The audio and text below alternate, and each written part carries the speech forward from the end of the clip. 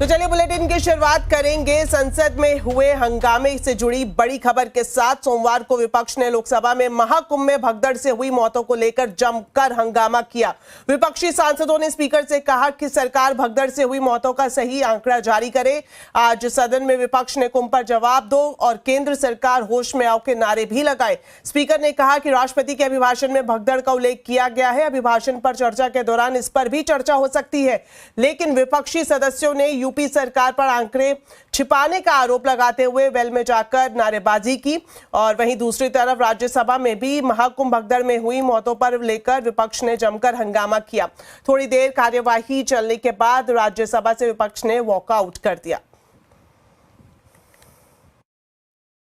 हमारी एक ही मांग थी कि कुंभ में जो लोगों की मृत्यु हुई है, शरणार्थियों के साथ जो अपमान हुआ है, यात्रियों के साथ जो अत्याचार हुआ है, उस पर सरकार जवाबदेही है और इसीलिए महाकुंभ में को लेकर एक विशेष चर्चा की मांग आज हमने रखी।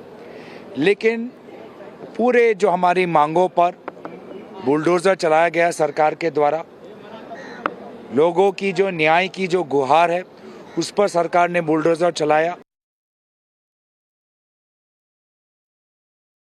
बॉडीज जो पानी में डाल दी गई हैं उससे पानी कंटेमिनेट हुआ है। यही पानी जो है लोगों तक पहुंच रहा है वहाँ, इसके ऊपर कोई सफाई नहीं दे रहे हैं और पूरा आई वॉश किया जा रहा है और सवाल उठा रहे हैं, खुद ही सवाल उठाते हैं, खुद ही जवाब दे रहे हैं। जो असली मुद्दे हैं इस देश के, जो कमजोर तबके के लोग हैं जिनको कोई वीआईपी ट्रीटमेंट नहीं मिलता है। वीआईपीज चले जाते हैं कुंभ में, नहाते हैं, उनको स्पेशल ट्रीटमेंट मिलता है, उनकी तस्वीरें होती हैं, नेक्स्ट दिन आप लोग सब छापते हैं।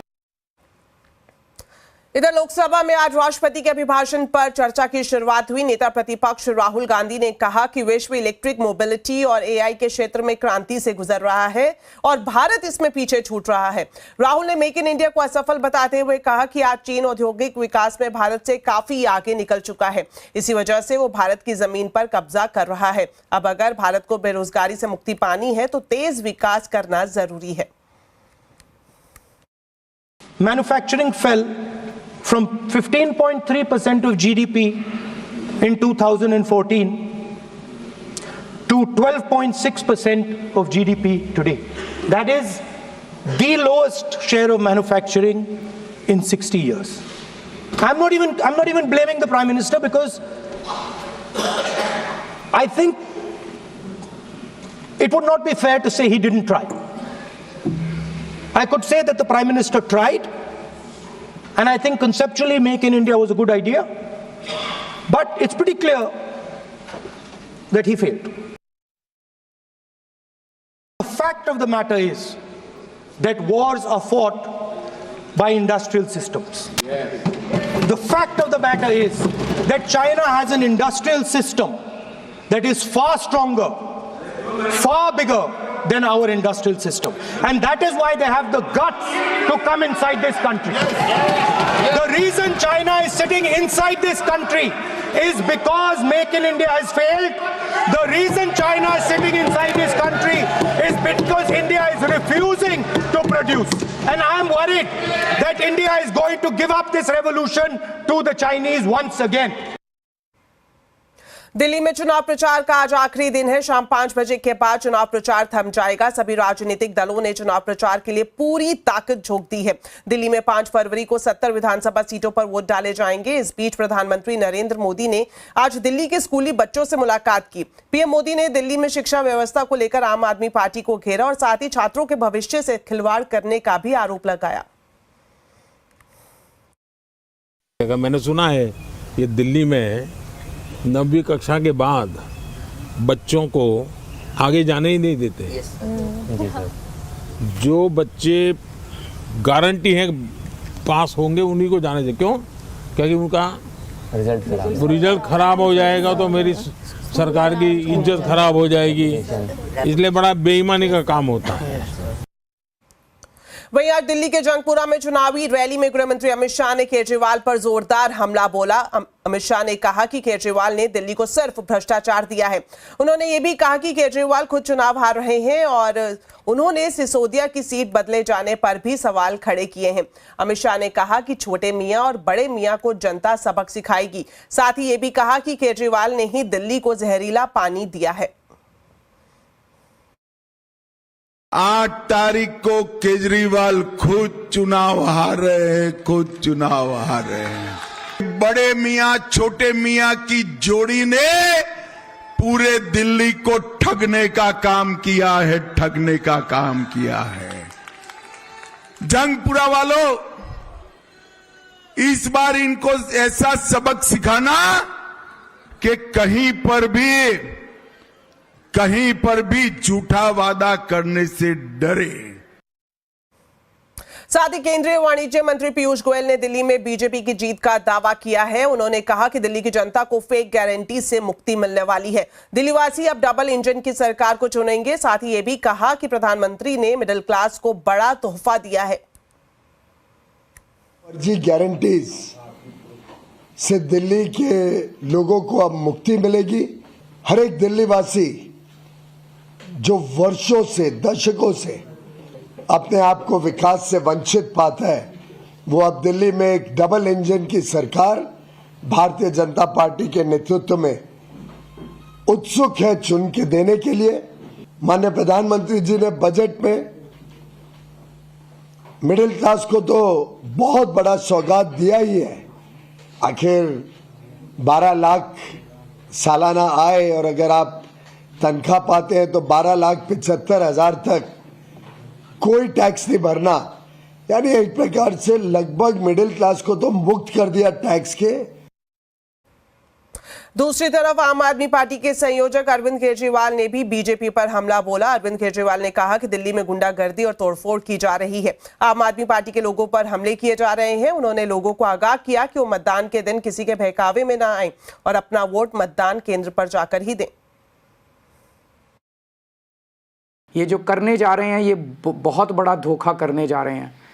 इन्होंने ऑलरेडी शुरू कर दिया। मुझे कई झुग्गियों से फ़ोन आए हैं कि घर घर जाके कह रहे हैं कि चुनाव के पहले वाली रात को आएंगे, आपको वोट आपके घर पे ही डलवा के लेके जाएंगे। वोट घर पे नहीं डलता, किसी हालत में वोट घर पे नहीं डलता।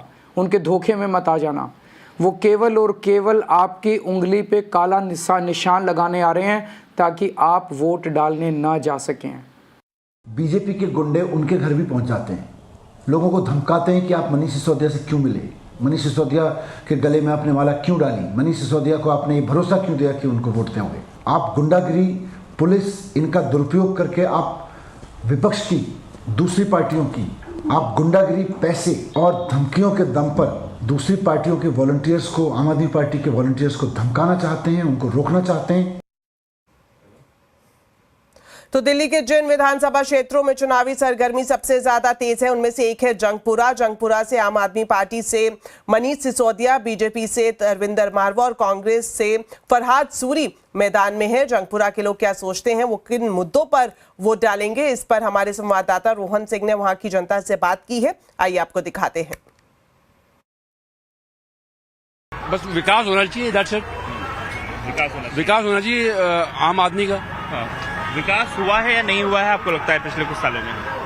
जब तक हमारे नेताजी थे तब तो विकास था। अभी कुछ टाइम से विकास नहीं रुका है, काफी टाइम तक। अब होपफुली अब आगे आ जाएंगे तो विकास होने ही होने। देखो जी, यहाँ के लोग ये चाहते हैं कि यहाँ पे जितना भी ये थोड़ा सा कबाड़ खाना, ये जितना भी कूड़ा करकट, ये सारा साफ सफाई हो। और जो ये जो सारी साफ सफाई जो अब करेंगे ये बीजेपी ही आगे करेगी, क्योंकि डबल इंजन की सरकार होगी तब जाके ये काम होगा, नहीं तो ऐसे काम नहीं होगा। पैसा खाने को मास्टर है, दिखा दिया जी हमने ये काम कर डाला है। इधर चले जाइए कश्मीरी पार्क के सामने डॉक्टर कालड़ा है, डॉक्टर कालड़ा के आगे उन्होंने नई लाइन डाली। वहाँ पर झील बनी हुई है, रोज आना पानी 24 घंटे पानी वहाँ चलता है। डेवलपमेंट नहीं हुआ है, नथिंग। सब घर भर गए हुए, अपना पैसा भर गए हुए, शीश महल बना लिया उन्होंने सब। माहौल तो धर्मेंद्र का ही दिख रहा है, देखो ना उसको, देखो यहाँ पे सब लोग उसकी सपोर्ट कर रहे हैं जी, ठीक है ना। बाकी देखो मान उधर है, दिल उधर है, मान उधर है। जब मीटिंग्स वगैरह होती हैं तो सब अपनी प्रॉब्लम्स बताते हैं, वो हर चीज में एग्री करते हैं, बट वो आगे कोई काम होता नहीं है। भैया सफाई चाहिए, यहाँ तो पानी जाता है कहीं पानी गंदा आ रहा हो, कहीं ऐसी है, रोड नहीं बन रहे हैं, ये बात है बस।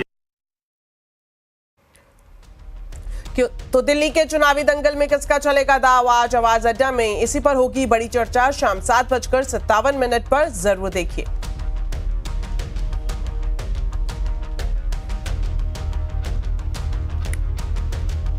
चलिए अब आपको देते हैं शेयर मार्केट का पूरा अपडेट।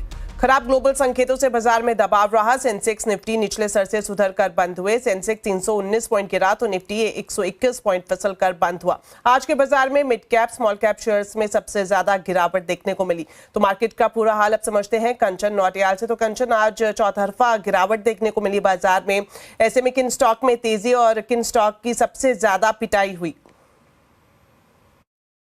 तो डेफिनेटली ट्रम्प टैरिफ और साथ ही साथ बजट के बाद बाजार में हमें एक प्रेशर तो बाउंड अप होता हुआ दिखाई दिया है, लेकिन देखते हैं कि स्टॉक्स का किस तरीके का हाल आज हमें देखने को मिला है। निफ्टी के बढ़ने वाले शेयर की बात करी जाए तो बजाज फाइनेंस लगातार काफी दिनों से हमें इसमें एक रैली देखने को मिल रही है। श्रीराम फाइनेंस, महिंद्रा एंड विप्रो ने आज अच्छा खासा कमाल दिखाया है बाजार के अंदर। लूजिंग स्ट्रीक में Larsen and Toubro, Tata consumer, BEL और कोल इंडिया जैसे काउंटर्स रहे जिन्होंने बाजार को ड्रैग डाउन किया है। मिड कैप की बात करी जाए तो Voltas, SRF, pi industry, UPL को अच्छा खासा एक बूस्ट मिला है ट्रम्प टैरिफ की वजह से। बजट के जो एलोकेशन है उसका रिफ्लेक्शन यहाँ पे देखने को मिला है। लूजिंग पॉकेट में जहाँ पे उम्मीदें जताई जा रही थी कि एलोकेशन आएगा, बट एलोकेशन उम्मीदों के जितना नहीं आया और जो रिफ्लेक्शन हमें शेयर में भी देखने को मिला है। हुडको, भारत डायनामिक्स, आरवीएनएल और मैसगॉन डॉकशिप में हमें एक कमजोरी का सत्र डेफिनेटली आज हमें देखने को मिला है। शुक्रिया कंचन इस पूरे मार्केट अपडेट के लिए। तो अमेरिका ने दुनिया में टैरिफ वॉर छेड़ दी है। ट्रंप सरकार ने मेक्सिको, कनाडा और चीन पर नए टैरिफ का ऐलान कर दिया है। इस टैरिफ वॉर को लेकर दुनिया भर के बाजारों में कमजोरी है और भारतीय बाजार भी इससे अछूते नहीं है। तो अमेरिका का ये कदम किन सेक्टर्स के लिए पॉजिटिव है, इसकी पूरी जानकारी दे रही है मेरी सहयोगी मिताली जैन। 25% टैरिफ लगाए उन्होंने कनाडा और मैक्सिको पे, और 10% टैरिफ लगाए चाइना के सारे ही एक्सपोर्ट प्रोडक्ट्स पे, कुछ भी उन्होंने एक्सक्लूड नहीं किया। यहाँ पे ये चेंजेस दुनिया के ट्रेड डायनामिक्स को बदलने वाले हैं और इंडिया भी इस इम्पैक्ट को झेलने वाला है। तो ट्रेड डाइवर्जन अपॉर्चुनिटीज़ की बात करूँ तो सेक्टर स्पेसिफिक टेक्सटाइल्स, इलेक्ट्रॉनिक्स और फार्मास्यूटिकल जैसे सेक्टर्स में इंडियन एक्सपोर्टर्स को यहाँ फ़ायदा मिलता नजर आ सकता है। दूसरा मेजर इम्पैक्ट होगा एनर्जी प्राइस शिफ्ट्स का। यूएस ने कैनेडियन ऑयल, गैस और इलेक्ट्रिसिटी पर टैरिफ लगाए हैं। इसका मतलब है कि कनाडा को अब एशियन मार्केट्स की तरफ अपना फोकस बढ़ाना पड़ सकता है। लेकिन ये सिर्फ अपॉर्चुनिटीज ही नहीं, कुछ रिस्क्स भी है, जैसे कि सप्लाई चेन का रिस्क। अगर इंडिया की बिजनेसेस अभी भी चाइनीज इंपोर्ट पर डिपेंडेंट है तो वहां पे उन्हें कॉस्ट में बढ़ोतरी का सामना करना पड़ सकता है। अब बात करते हैं इन्वेस्टमेंट पोटेंशियल की। तो यहाँ पे यूएस और चाइना के बीच जो ट्रेड कॉन्फ्लिक्ट चल रहा है उसके कारण जो मैन्युफैक्चरिंग कंपनीज है यहाँ पे इंडिया में, उनको एक अच्छी खासी इन्वेस्टमेंट बूस्ट देखने को मिल सकती है। साथ ही ग्लोबल ट्रेड डिस्ट्रप्शंस की बात करें तो इम्पैक्ट करेंसी और इन्फ्लेशन पे भी देखने को मिल सकता है। रुपए की स्टेबिलिटी को लेकर कंसर्न्स बढ़ते नजर आ सकते हैं और इन्फ्लेशन लेवल्स पर भी हमें इंक्रीमेंट देखने को मिल सकता है। इन सब के बीच एक स्पेसिफिक सेक्टर जो कि आज लाइमलाइट में रहा है वो एक केमिकल सेक्टर। 3 पर्टिकुलर स्टॉक्स की मैं बात करना चाहूंगी, यूपीएल, जुबिलेंट इंग्रेविया और पीआई इंडस्ट्रीज की।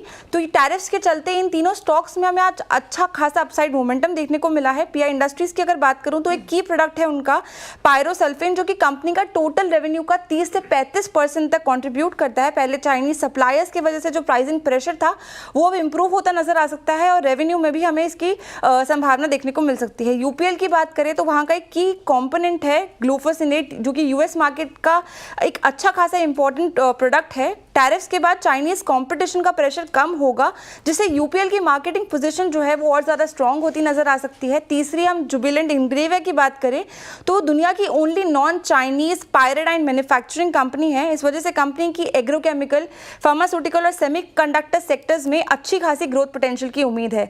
लेकिन जैसे कि ग्रोथ अपॉर्चुनिटीज है, हमें साथ साथ इन लाइन रखना होगा रिस्क का भी, जो कि इन टैरिफ्स के चलते इंडिया को फेस करना पड़ सकता है।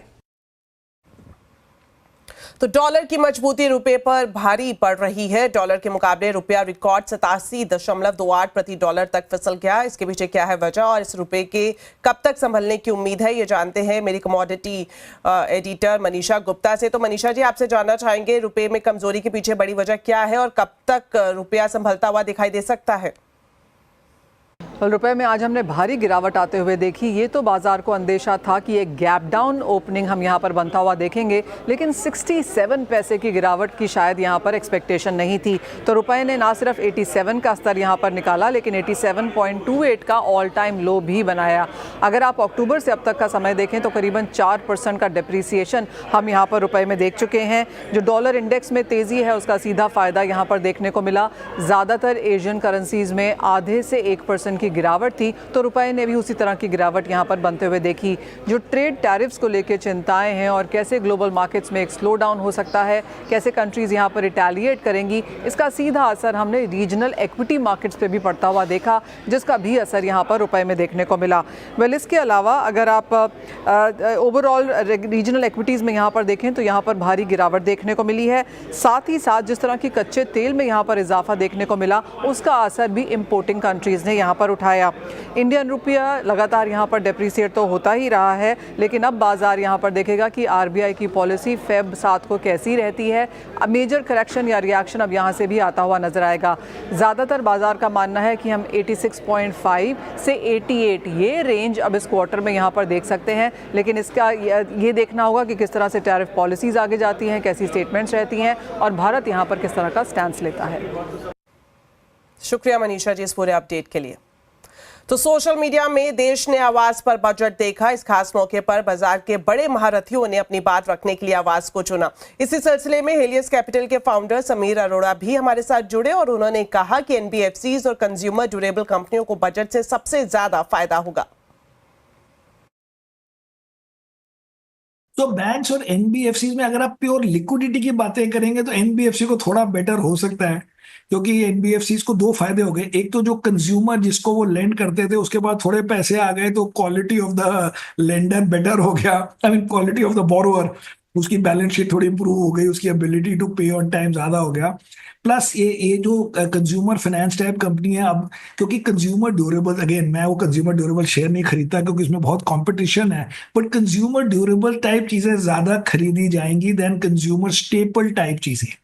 बिकॉज जो भी कहें ये मिडिल क्लास है, ये वो नहीं है लोएस्ट इकोनॉमिक, वो नहीं है जो आप कहेंगे वो टूथपेस्ट भी नहीं ले रहा था पहले 12 लाख की इनकम में और अब वो अब डबल टूथपेस्ट ले लेगा या something like that. So this crowd का अगर डायरेक्ट बेनिफिट सोचना है तो वो होगा कि जी एक तो सेविंग कर लो चलो 20-25% और होपफुली हमारे फंड में डाल दें, किसी फंड में डाल दें, और बाकी से आप कंज्यूमर ड्यूरेबल टाइप चीजें या कार, छोटी कार, ये सब चीजें is the audience I think for this. ये इतना वो भी नहीं है कि वो साबुन नहीं ले रहा था अब साबुन लेने लग जाएगा या उसकी ग्रोथ ज्यादा हो जाएगी, इसलिए उस ऑडियंस के लिए बेनिफिट हो सकता है, आई मीन उन कंपनीज के।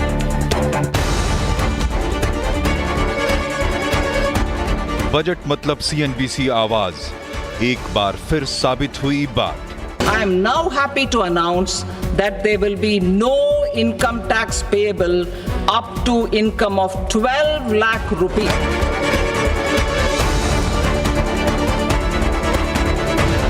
YouTube पर 5 लाख दर्शक आवाज के साथ अपने प्रतिद्वंदी से डबल से भी ज्यादा। सीएनबीसी आवाज YouTube पर नंबर 1 चैनल था 5 लाख लाइव व्यूज के साथ, 5 लाख लाइव व्यूज के साथ। और जो हमारा नियरेस्ट कॉम्पिटिटर है, हिंदी में जो नियरेस्ट कॉम्पिटिटर है, वो उस समय पे उसके आधे पर भी नहीं था।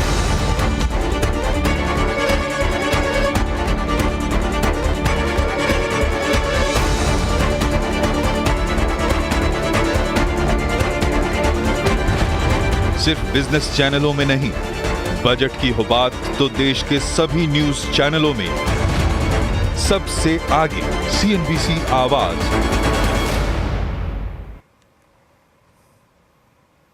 बजट में इंपोर्ट ड्यूटी घटाकर भारत ने बता दिया कि भारत हाई टैरिफ कंट्री नहीं है। ये कहना है सीबीआईसी चेयरमैन संजय अग्रवाल का। फिक्की में संजय अग्रवाल ने कहा कि लगभग 6500 आइटम्स 0 से लेकर 10% बेसिक इंपोर्ट ड्यूटी के नीचे हैं।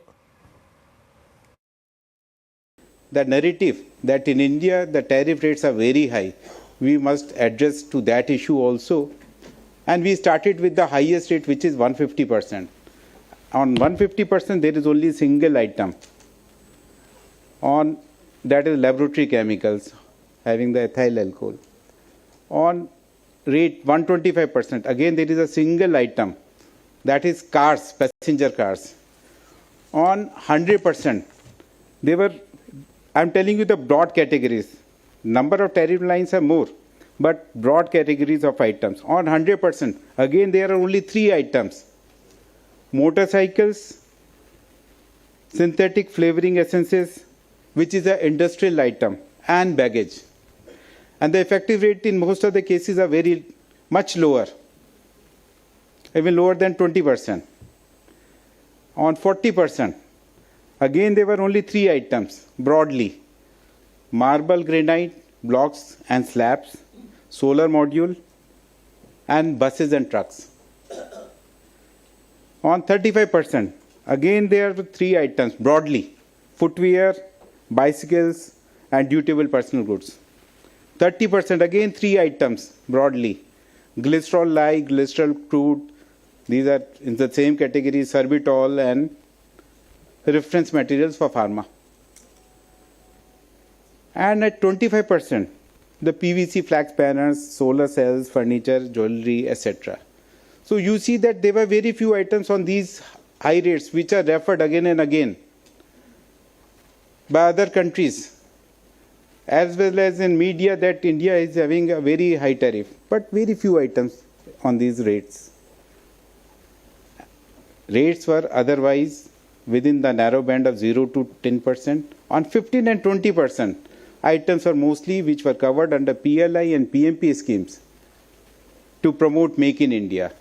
So this was the structure which we noticed and then decided to eliminate the 7 rates.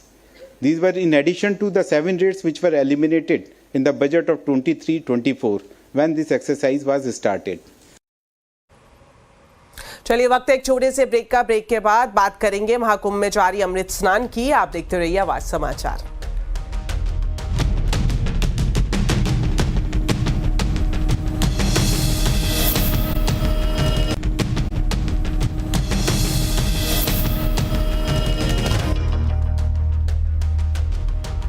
Break के बाद आपका स्वागत है।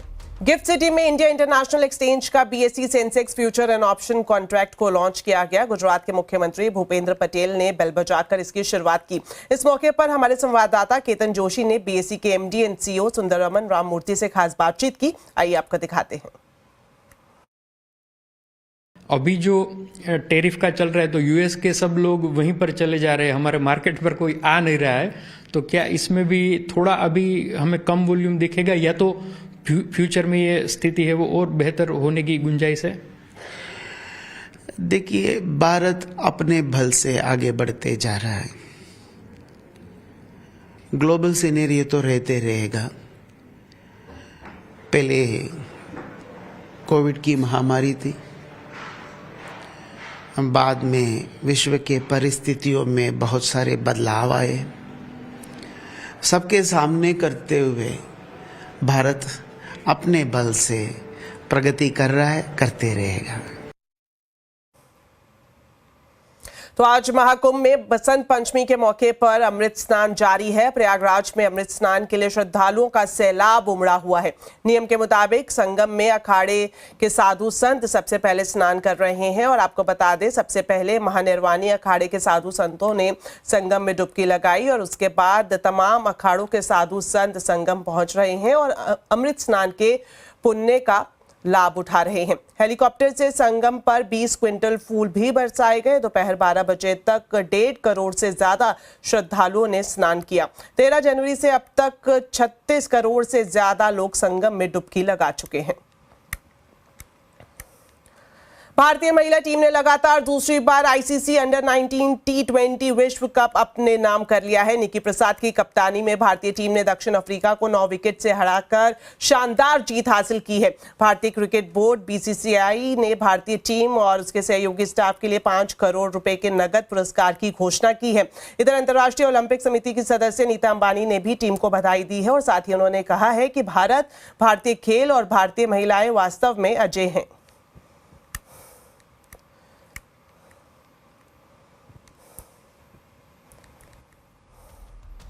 तो चलिए इसी के साथ बुलेटिन में इतना ही, लेकिन जाने से पहले आपको बताते हैं आज के कंज्यूमर अड्डा के टॉपिक के बारे में। WHO ने खाने में नमक के इस्तेमाल को लेकर नई गाइडलाइंस जारी की हैं। तो क्या है ये नई गाइडलाइंस और इससे आपकी सेहत पर कितना फर्क पड़ेगा, जानने के लिए जरूर देखिए आज का कंज्यूमर अड्डा शाम 5:57 पर नमक का नया फॉर्मूला।